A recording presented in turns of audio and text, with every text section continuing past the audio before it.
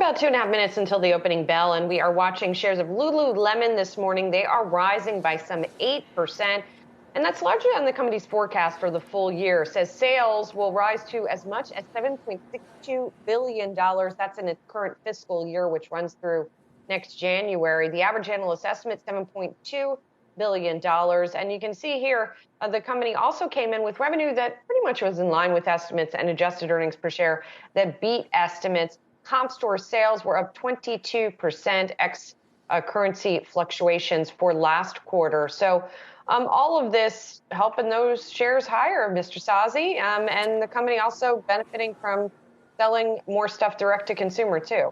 I think what the stock is trading off here, Julie, Lululemon teased an analyst day coming up on April 20th. And anytime an investor or a trader or an analyst hears, oh, there's an analyst day coming up, you get grand visions of some executives, well-paid executives hopping up to the mic and coming out with amazing 10-year growth projections. And you try to buy the stock into an event like that. Now, I don't think this was a clean quarter. You had gross margins down 50 bips or basis points year over year. Not a good look. And then you had the company talking about in the earnings call last night, Julie, higher air freight expenses. They're also now going to try to push through even more price increases. This has been a topic we have talked about here with Lululemon. Perhaps they just can't push through any more price increases. Their see-through pants, they are very expensive, but they're going to try to do it nonetheless. Oh, Saz, you are determined to look at the glass as half empty. Gross margin might have fallen year over year, but find me a retailer where that hasn't happened, and it also beat estimates. So they managed expectations well. And yes, the pants aren't see-through anymore.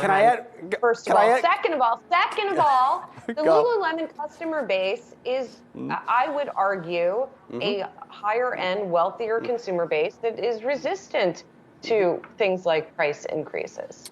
I will add this too. Just continuing, Julie, they didn't really even want to talk about Mira. Disastrous of an acquisition for the company. Okay.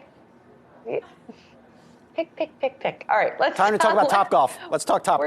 We're going to talk about this more with Adrian Yee in just a minute. But for now, let's refocus on what's going on in the broader markets, where we're expecting a lower open right now.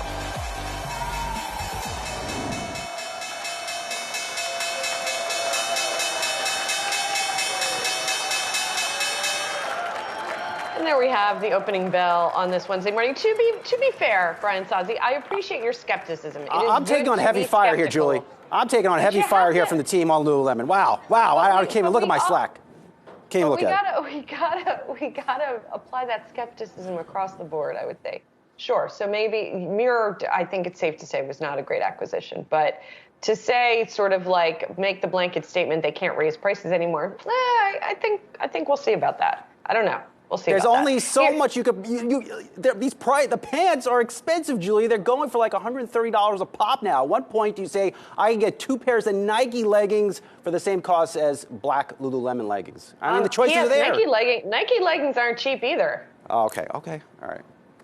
Okay. So I don't know. Maybe people will trade down. We'll see. In the meantime, we got that lower open for stocks. Let's talk about, are people trading down for pet stuff? It seems like maybe, or I don't know. I don't know what's going on. What happened with Chewy earnings, Saz?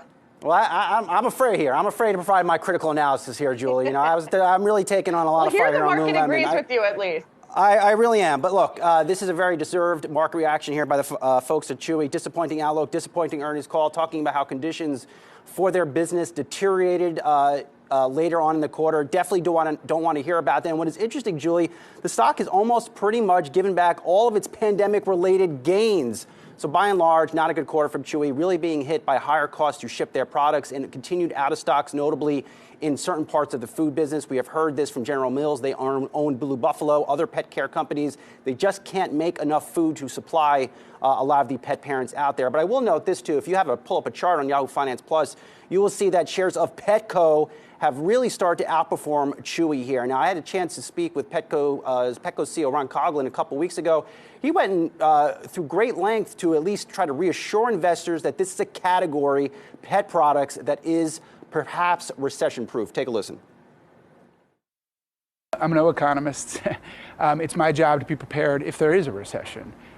We start from the history And the history is that the pet industry has been one of the most resilient of any industry. Have to feed Sparky. If you go have to feed Sparky, Julie was right. So, of course, Julie and Sparky get a shout out in that interview as well. Bottom line there, Chewy's quarter, Woof, Petco, barking up a happy tree.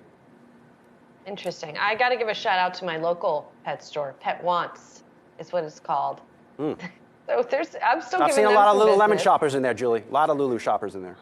I haven't been looking at what the people in there are wearing. I look at the pets when I'm in the pet store. All right, maybe they're wearing Lulu too. Let's talk about RH, finally, the artist formerly known as Restoration Hardware.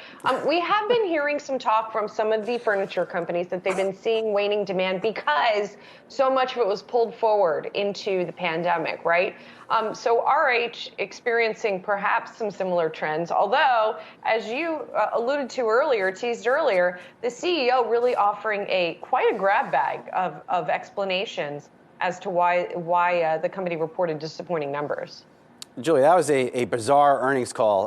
There's a whole rambling section on there where Gary Friedman, CEO, just went on. I believe he mentioned Janet Yellen. He mentioned Bear Stearns, rising interest rates. A couple things I care about here. One, here's another company warning about demand trends to kick off the first quarter because of rising inflation and higher interest rates. Also of interest, it caught my attention. They're just not a home furnishings company anyway, and this in large part reflects, I think, the vision of Gary Friedman himself. Very interesting cat right there. They are now in the yacht business, Julie. You could charter an RH yacht. It's just fascinating to see them try to go into the yacht business to sell that RH experience. But yeah, there's a whole website to it and everything. So if you want to live that RH experience on the weekend, you can charter an RH yacht. Pretty fascinating. Live that RH life, I guess. But, you know... Yep. There definitely does seem to be, and again, we have heard this from some of the other furniture retailers, there is this sort of waning demand now. I also have to wonder if some people are just getting fed up because it's taking so long to get furniture. And that's a situation that's really persisted well beyond the pandemic now where, I mean, I don't know what the RH specific lead times are like, but I know for a lot of retailers, you order a couch, you're still not getting that thing for 6 months or something. So I wonder if people are also now just waiting till things sort of shake out.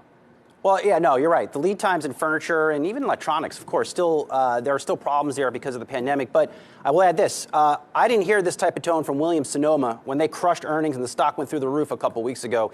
This might be very much RH related. Perhaps they should be focusing less on chartering yachts and developing yachts and maybe focus more on what they have known historically done is that just really make very expensive furniture for people. We shall see. All right.